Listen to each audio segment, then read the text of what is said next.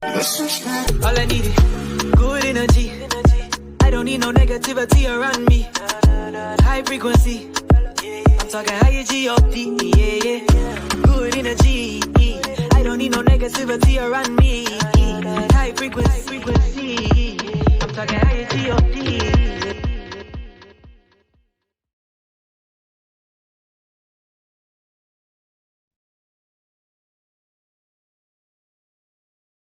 Welcome to Girl Talk, a platform for women to speak and be heard. I am your host, Unique J, aka the Survivor's Coach. Before we get started, let's go over some locker room rules. First and foremost, I am not an expert at anything, but I'm experienced at a lot of things. This is a judge-free zone. Jesus is popping to me, not up for debate. With that being said, hey ladies, let's talk about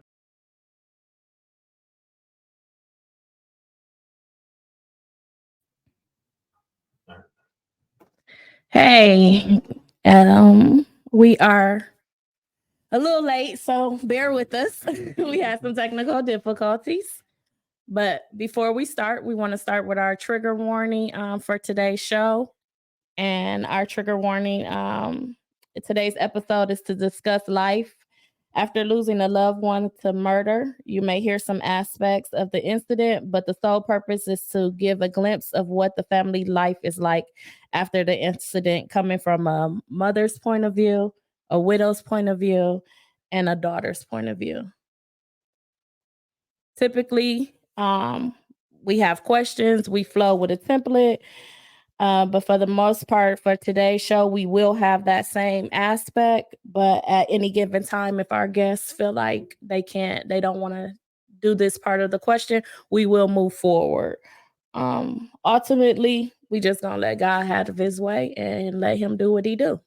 So with that said, let's introduce our guests. We have Miss Taylor, we have Miss Abina, and we have Miss LaQuille. Welcome, ladies. Thank you all for coming to have some girl talk with us. Thank you for having us.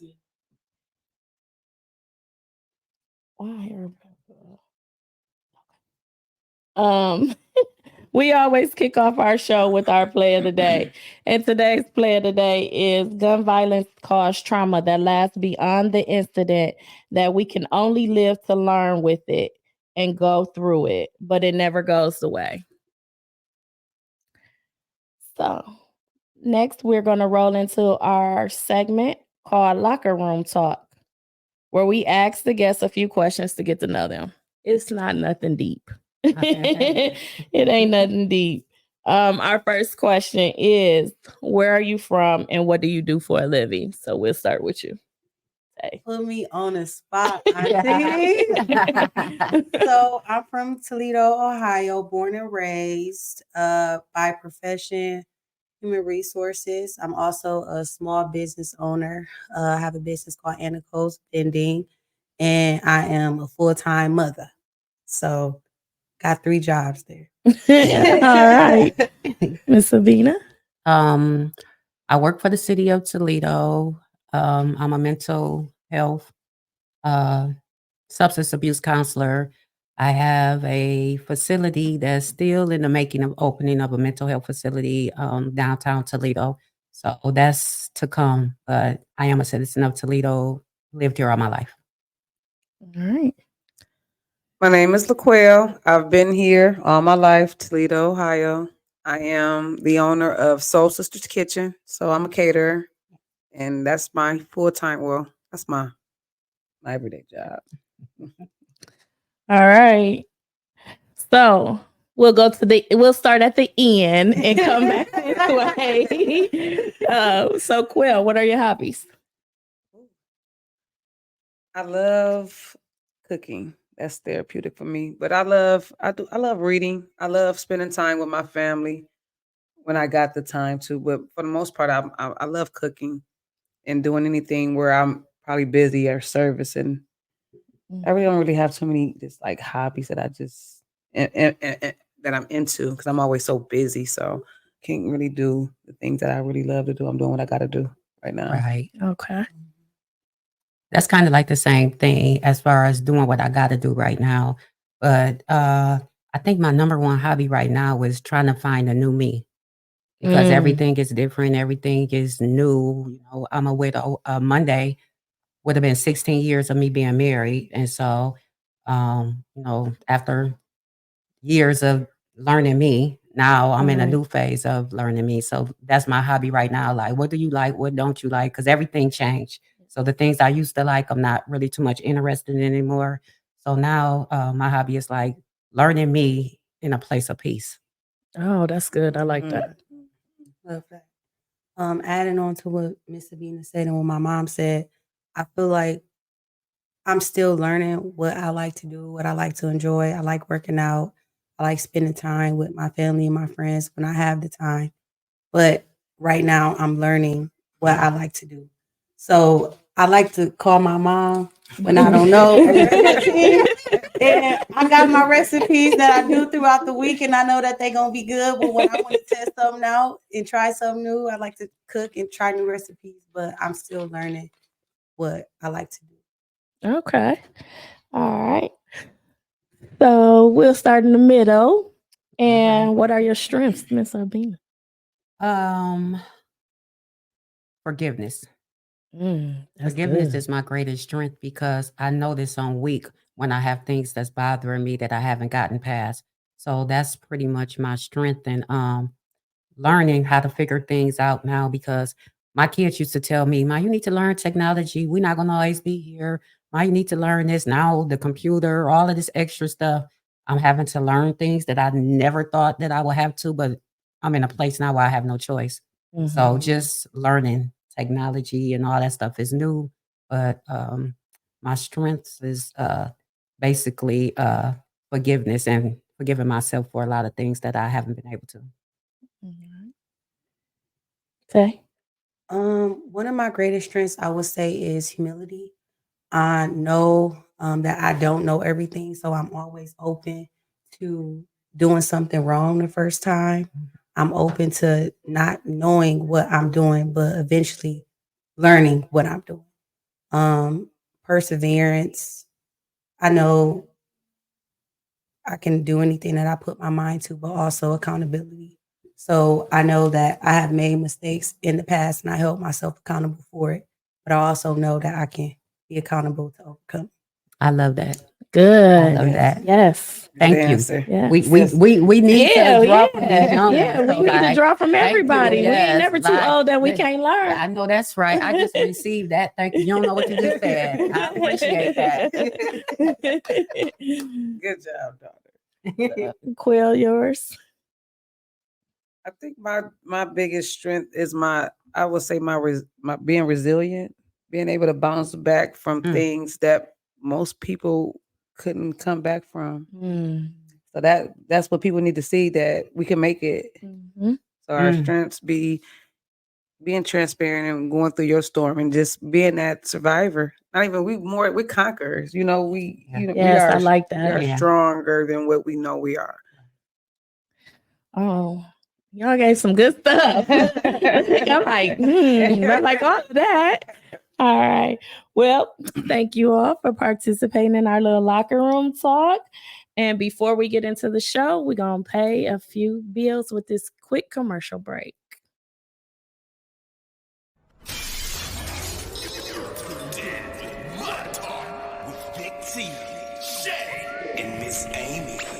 Mud Talk is the only show that brings you the latest in music, news, and fashion, and keeping your ears to the streets while you grind and shine. Hosted by Big T, Shay Renee, Amy, and your boy Red. Be sure to tap into Mud Talk every single Friday, starting at 8 p.m. live on Facebook and YouTube. And catch us the next day, wherever you stream your podcast.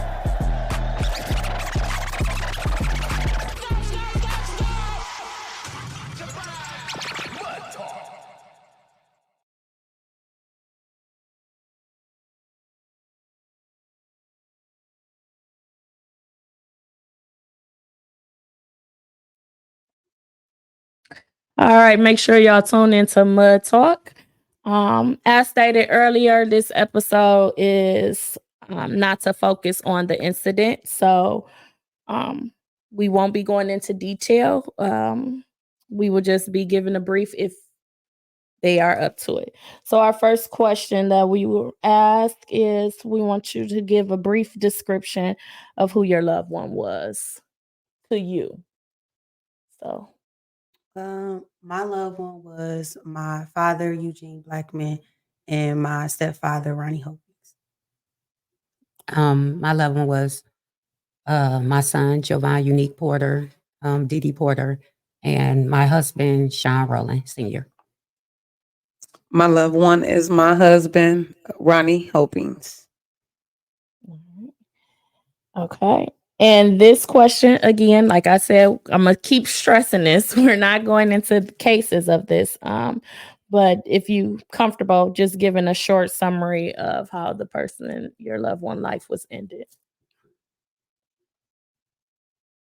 Whoever want to go.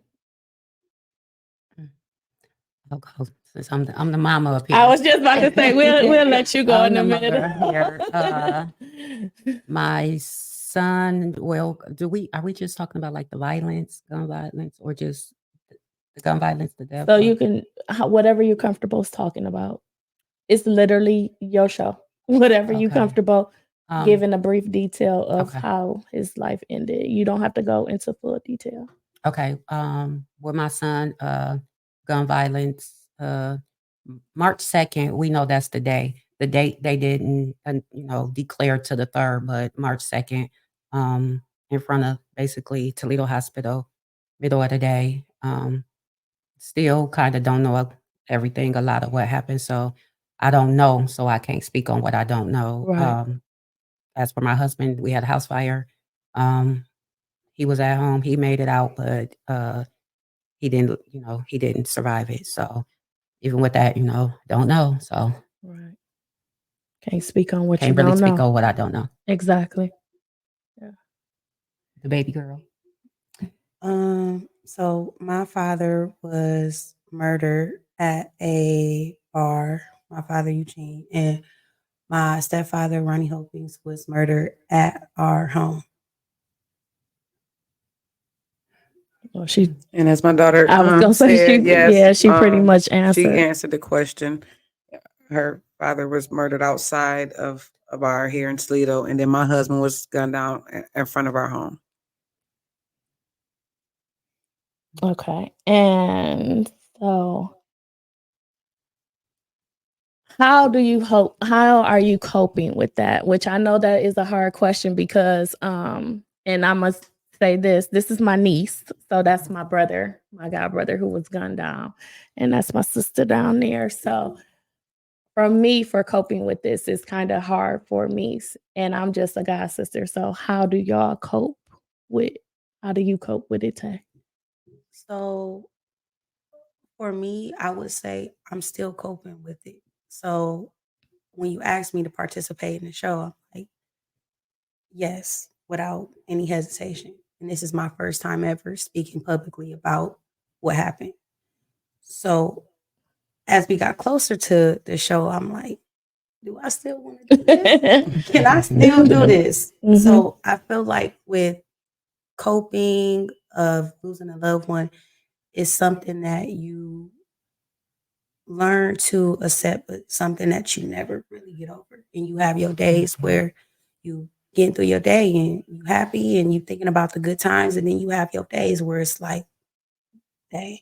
It's the going through the steps of grief because you never get over it. It's any grief, you never get over it. I personally feel like, and I don't know if this goes for you guys also. I feel like the death of a person that was taken away from you is harder than a person that you know. Like, for instance, my mother had multiple sclerosis. I knew my mother was sick. I knew my mother was going to be dying soon. I grieve my brother more than I do my mom because it's like it was just an event that just took away. Like we wasn't expecting it, if that makes sense. Mm-hmm. So it's kind of harder for me to cope with it. I go through I go through anger and Mhm. and all of that. So like I feel for me speaking about it helps me.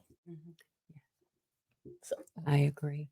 I can agree to that. My father it's been a year, and each death is a different like compartment in your heart. mhm. And so each one of those are different. Coping is I've also been ordained minister as far as without the title, I love God, and God Mhm. is my strength and my source. So that's really the only way I can get day to day, moment to moment, because you get through the first part of because you're numb, Mhm. and then everyone is around, and then you it's almost like you riding on this cloud because you really don't know what's going on. You're dealing with people. They everywhere. They those that's want to support, those that want to be nosy, those they all everywhere. So you Mhm. don't really have a moment to really let it sink in. Mhm. Um, I'm just now, it's been 4 years and it's been 2 years. I'm just now starting to feel the wrath of acceptance. Mm. And with that coping is recognizing that the people it's something like I had to do both of their eulogies. I preached, I eulogized my husband and my son and my father, all three. But one thing that I had to realize is that when you're in a place of making arrangements, you have so much pressure on you and you just doing things and you putting people in places and positions that they don't qualify for.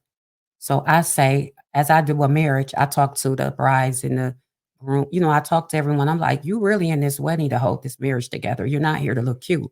I say the same thing to pallbearers. As you have someone walk your loved one today to the dirt, that's should be considered a privilege and an honor Right. because you're really doing that, stating that I'm gonna check on the kids. Not that they need you, just a call here and there. Mhm. No one owe any of us anything. We don't want pity. We accept prayer, but we just, every now and then, it feels good when somebody check on you Right. because eventually that goes away. So how I cope is realizing that no one owes me anything. No one owes my children anything. My son left us the greatest thing he could have left us, and that was bounce back Mhm. because that's all we really have left to To do do. after we coming through this is learn how to bounce back. Mhm. If it's by prayer, I say, and I have a therapist. I tell people if you need a pill, if you need prayer, a pill, a pastor, everything that you can use, you better use it because you gonna need it all. Mhm. So I say coping, everything you feel like you need, you better get it. Mhm. So that's my coping. I'm trying so hard. Mm, I hate talking about it. I know. It's hard for me.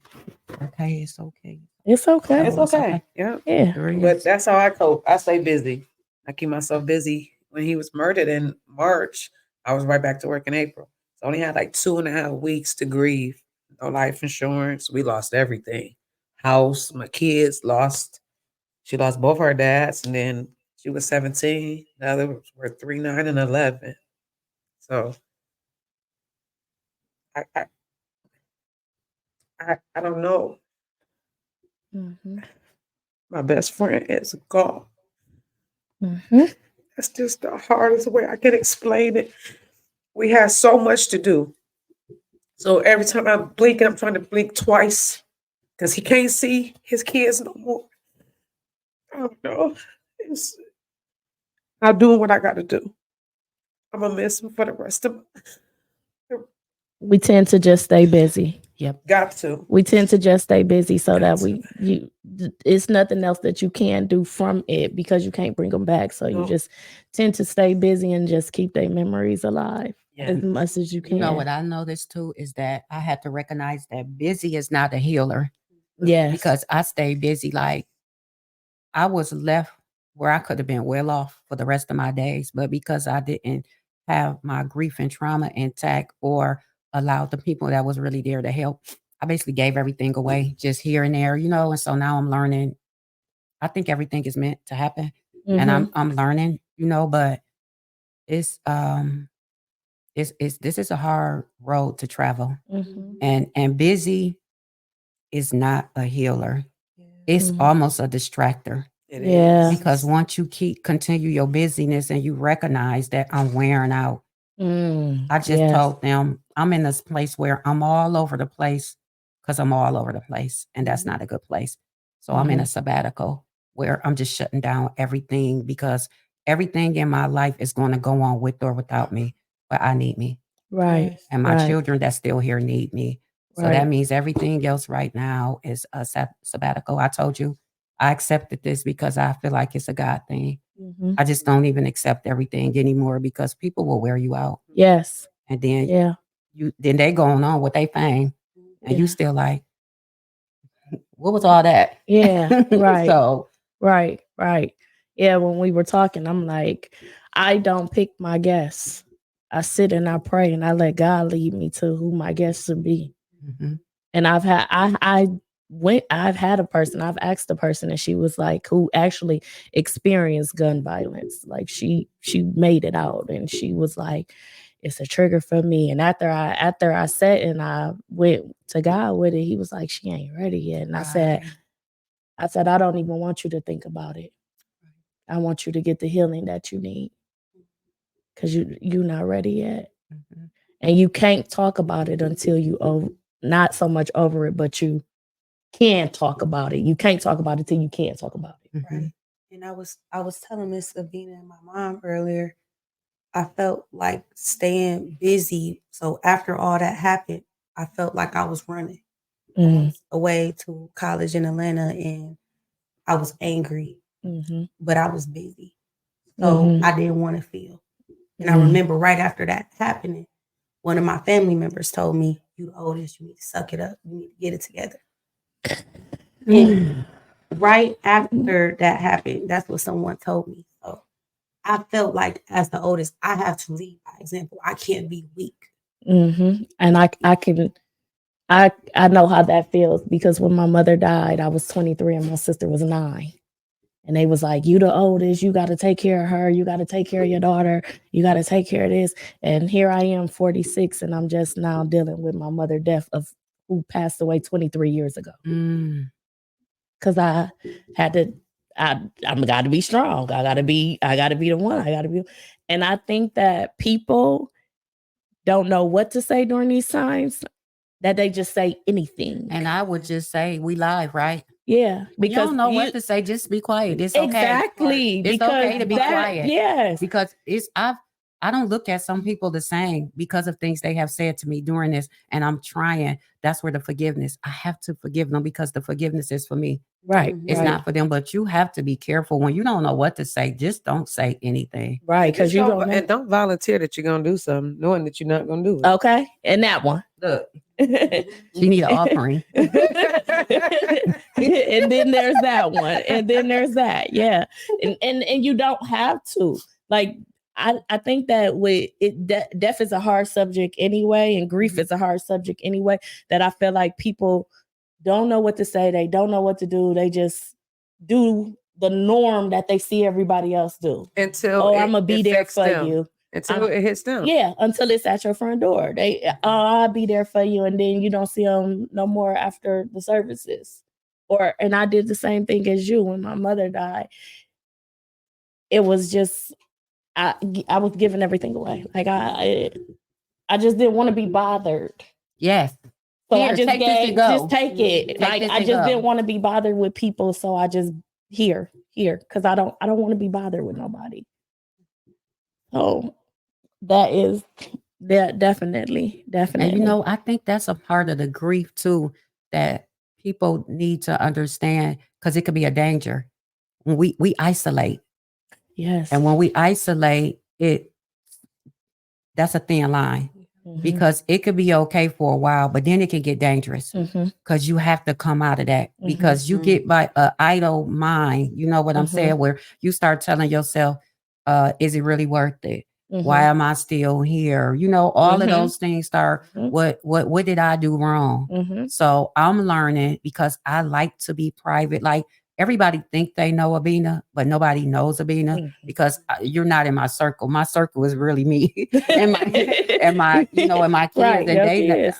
it's a distance with them because now you go through a phase where I don't even want to get so connected with them because everybody, I'm losing them. And so Yeah. I'm trying to teach my kids now to learn how to live without me instead of me always being here. So I'm even learning now how to balance that. Like you can't do that. Mhm. You have to get this right in the balance.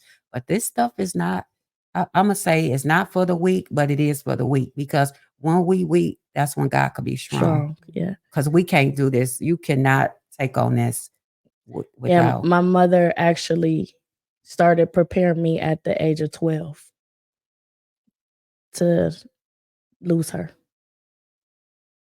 So when I had kids, I pushed my kids to be independent because that's what my mother was pushing me because she knew she wasn't gonna be here. So I started, when I had kids, my oldest, I pushed her to be independent. My second, I had her right after my mother died. I have babied her so much. So now she is 22 years old and don't know what to do without Right. me. And now I'm at that stage like, no, I gotta teach you because I ain't gonna be here forever. I gotta teach you. But I was so adamant with my oldest one. And my second, it was like she was my security blanket after my mother passed. So I babied her. So I feel like now that I'm a mother, touching on what you just said, Auntie, grief caused me to look in the mirror. Every flaw, well, I wouldn't say flaw, everything that I was running from after losing my father and stepdad showed up when I had my daughter. It will be days where I wouldn't want to get out the bed, but I have to. Yeah. I got to take care of my baby. Mhm. So I feel like it shows up. Mhm. So how do you feel like you overcame that? I ain't gonna say I overcame it. I ain't overcome it. I just got to a point where, well, I ain't gonna even say I got to a point. My kids got to a point where I started seeing my flaws in my kids, which made me start doing self-reflection and self-work on myself, which made me had to lead by example. I can't talk the talk and not walk the walk. My walk got to match my talk. So that's what made me transition and change because your baby's still little, but your mama can attest to this too. When you start seeing your flaws and misleading in your kids, it'd be like, okay, nope, I got to do something different. And that's what I'm starting to see. And this was because I'm pushing them away to make them be better. But at the same time, I'm seeing them with them saying they giving away everything that they don't have to give. They giving out more than they're capable of having. And they mismanaging everything, but the apple don't fall far from the tree. So I'm yelling at them, telling them to do this, do that, and get this in order. But I'm like, you're not doing it. You're not doing it. You're not putting people in a proper place in your life. How do you expect them to? So now I'm back on that like mirror. That mirror is bad. That mirror. That mirror nobody, is bad. a lot of people don't want to look in that mirror. They don't want to look in that mirror. It's definitely humbling and it's definitely hard, but I feel like it's necessary because the other side of it, other side of it is that freedom. And I'm learning, like what you just said, Miss Abina, how I'm gonna tell my toddler to control her emotions. I can't control mine sometimes. So and I'm very big on therapy. Like you said, I'm very big on therapy. I did grief therapy after my mom. And then I just restarted back again because I got to a place where I was trying to find who I was. I was a mother, I was a wife, I was a sister, I was everything for everybody else, but I didn't know what unique was for unique. My therapist told me, he said, Miss Abina, you have done what people dream to do. You've been married, you have children, you raised a family, you were educated. Now be courageous and live. And that sounded so wonderful. But I was like, what do that mean? What do it mean? What does it mean? Like after all of that, what does this mean? And what does this look like? But now I get it. I get it now. So, yeah, I had to learn how to love me and be in peace with me. Yes. Sit by myself. Yes. I'm quick to know I don't want to go with nobody. I go eat by myself. I love my own company. Because I'm quick to cut it short. So I don't want to take nobody with me and I just jump up and leave. I go wherever. I guess that's not popular, the situation that we in. But I'm peaceful and I carry my peace. So I love that. Okay. Yeah. Because Okay. you know what I'm saying? Like, we Yeah. don't get it Listen, twisted. our bishop just posted on Facebook like when the guy that went into the church and he Mhm. was like, please don't come into our church with that because I know some people who at peace with a peace. And I'm like, okay. Yeah. Sometimes it's sad to say we living in that, but it is what it is. Yeah. It's sad that you have to. And I feel like we as women have to more than men. Mhm. Mhm. I feel like we as women have to more than men. So our next question is, what message would you want to leave for your for the viewers? Coming from a daughter, what message would you want to tell another kid who has lost a father? For a child who lost their father, I would tell them it's okay not to be okay. Amen. Yes. That ain't just for a child who That's- lost their father. That's for anybody. It is okay to not be okay. Mm. Our bishop just told us Mm. that. Mhm. Wow. Our bishop just told us that in Tuesday Bible study. So yes. Someone need to hear. Yeah. And that's good coming from clergy. Mhm. It's okay to not be okay. Yes. That's good. It's necessary. Mm-hmm. I would say don't suffer in silence. Oh yes. Don't suffer in silence, because pick up that phone, Yeah.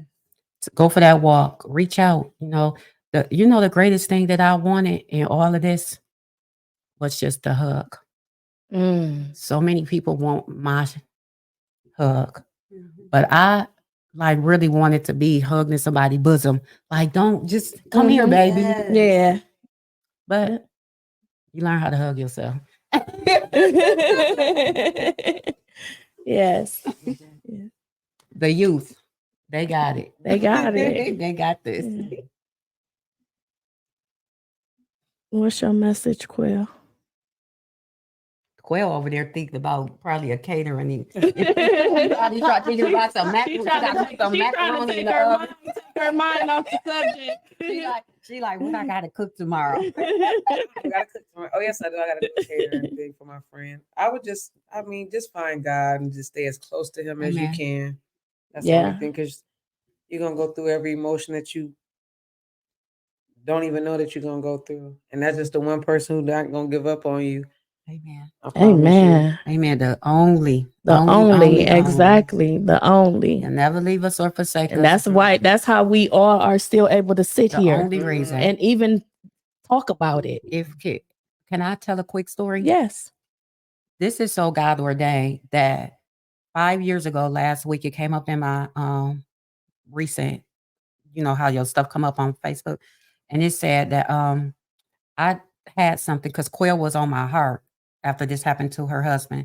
And I wanted to do something for women that I didn't understand their pain. And I have so many friends that had lost their children, and I was doing the eulogy and I was just tired of it. So I asked the cousin, could I use his house? And he said yes. So my husband bought all the food, my son bought all the food, and I just had this just day for these women to pour into them, but I didn't know I was next. So I had this dream that me, Kelly Hughes, and Quail was going to do something big in this city. Didn't know what, didn't know why. And I called Kelly and I called Quail. And I told them about it. And they said, well, let us know. Let's get it together. My son said, I'm going to make y'all a song. Ma, I won't cuss. So it came to me this week, like, wow. Get chills every time she tells Wow. the story. Like, wow. And then he did leave us a song. He left us Bounce Back. Bounce back. He literally Yes. left us a song. So I'm like, we don't know what's to come, and then our babies. Mhm. This baby is a precious gift. My Right. babies are Thank precious you. gift. These Hallelujah. babies are our next, Mhm. and they living through this. So we have to be able to. And then look at Kelly raising the babies. You know what I'm saying? Like these daycares, these everybody have something to offer, and everything that we go through is not trauma. Right. Some things is just life, but we all still need each other. Mm. So I'm thank you for this invite You're because this was welcome. like therapy, and then it lets me know that me and my sister, we still got work to do. Still got work to do. We still got work to do, and we And got to and include and our our, and babies. our message is, it ain't for us. It's not for us. It's for somebody else. For Yeah. somebody else, which is why I know why God led me to all three of y'all, because we needed a kid's point of view. Yes. We needed a Yes. mother's point of view. Yes. We needed a widow's point of view. Yes. Yes. So everybody, we needed all of these point of views. Because everybody is affected. We 'Cause needed a sister. Everybody is affected 'Cause- because when this incident, this is why the whole thing, when the incident happened, it happened to that person, but it affects all of us that's still walking Yes. daily. Kids, mother, like my Daily. godbrother mother is in a nursing home for the rest Mm-hmm. of her life from this event. So like Mm. when you making this decision to do this violence, you ain't even, it's two families that's getting affected in this. Mhm. Yours that did it and ours that's dealing with it. Right.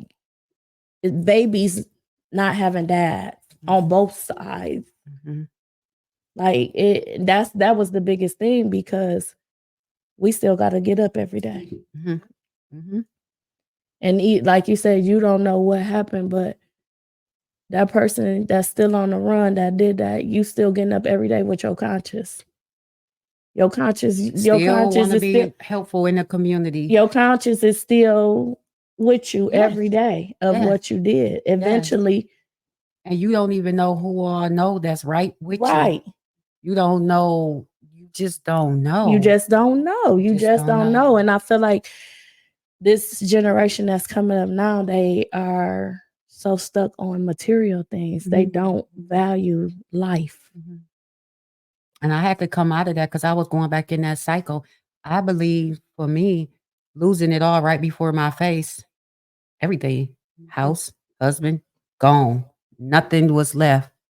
And now I'm realizing that some of this stuff that we think means something to us, it can be gone in a blinking of an eye. But what we have left is precious memories. Mm-hmm. So these memories that we are establishing, these relationships that we are connecting with, that's what's going to matter. And that's what's going to last in our relationship with God. Mm-hmm. That's before, during, and after. That's the greatest thing that we can have. Is our, yeah. My mother, when I used to get irritated because she always wanted to take pictures of you. Or that was like right when camcorders came out. She was recording everything. And I used to be like, we just sitting in the living room. Like, why are you recording us? We just sitting here in the living room. But here I am 23 years later, and I could pop that in and I could see my mom. Yes. And I could hear my Yes. mom's voice. That voice. So those memories, like that's what I try to make sure I do with my kids and my grandkids. I try to make sure that I'm creating memories so that when I'm not here, y'all still got my voice. Y'all still got me. You still got a piece of me. And thank you for inviting this baby. If we don't have these babies in the room to hear what's next, what is next? Amen. We got to hear them. We got to Yeah. listen to what it is that they like, they don't like. What are their fears? What are their challenges? Because if we not really there for them, then really, what are we here for? We just existing. Yes. We have to hear from these babies because they the ones that's really, really hurting and going through some things. And if all we can say is, we didn't used to do this. Well, we don't know about that. And y'all this and y'all that, we missing the message. Mm-hmm. Mm-hmm. Yeah. Yeah. Yeah. And honestly, just as a young woman, it is hard for me to say I need help. Or I'm Yes. struggling. It definitely is. I am depressed. Mhm. It's hard. If I'm feeling away, it takes everything in me to say something. So, and that's something that I have to just work on because I feel weak when I do that. Mhm. And that is okay. Mhm. Because at 46, I'm just now learning how to take my cape off Mhm. and not be strong. My daughter Okay taught to me be that. weak. My daughter got a therapist, and she just like a lot of things that we get now, we get from y'all. Yeah. Because y'all got a different kind of strength that y'all growing up with that we didn't have. And we learned stuff from y'all too. Yeah. Yeah. Cause I'm just now, my therapist just told me, like, you don't have to be strong no more. You got a husband that help you. You got your kids is grunt. Like, you don't have to be. That's all I know. Mhm. That's all I don't know how to do nothing else. That's all I know. I have to catch myself because I'll go sling a door open in a minute. They be like, oh, let me open the door for you. I'm like, oh shoot. You know, I'm like, oh, okay. Because my thing is, what do you want? What do I owe you for doing anything for me? Yeah. But we can still be soft. Yeah. Yeah. We can We can still be soft. women. And Yeah. so the balance in this stuff is something, ain't it? It's Yeah. something. Yeah. All right. Well, I want to thank you all for coming. And before we end, we do our highlight of the day, which is we must have courage to act together to stop the gun violence. All right. So, but before we end, if someone wanted to reach you for catering, Quill, how would they reach you? I'm on Facebook, Soul Sisters Kitchen, or they can call me 419-376-1996. There are so many. I would just say Facebook because I am also co-founder of Sisters for Unity. That's on Facebook, Uniquely Saving Our Sons, where I gather women sister to sister every Monday. Every other Monday is Man Day, where it's for men only. So that's on Facebook as well. A Unique Impact is like, that's still in the making, but we still are receiving clients. We're still doing services. So Abina Rowland, my email is abinamcclellan21@gmail.com. Because I'm not finna say all them different emails. I thought you was go. gonna stop at Facebook. Like, Yeah, just look me up on Facebook. That's the best way to That's get the me. best way. You can reach me on Facebook at Taylor Winston. I am one of those people who read their email every day in the morning. So you can email me at TaylorWinston165@gmail.com. All right. Well, again, we want to thank you all for coming. I Thank you like for this. having This us. was Thank really you. good. And before we end, we're going to go with our coach's corner, which is we won't be able to stop every violent act. But if there's even one thing we can do to prevent any of these events, we have a deep obligation of all of us to try. And that's from Barack Obama. All right. So, special announcement. Typically I'm here only once a month. This month we will be back on the 25th at noon. So make sure that you are locked in and pay attention to our updates that we give. And as always, have a blessed day. And I love you all. Thanks for tuning in with us.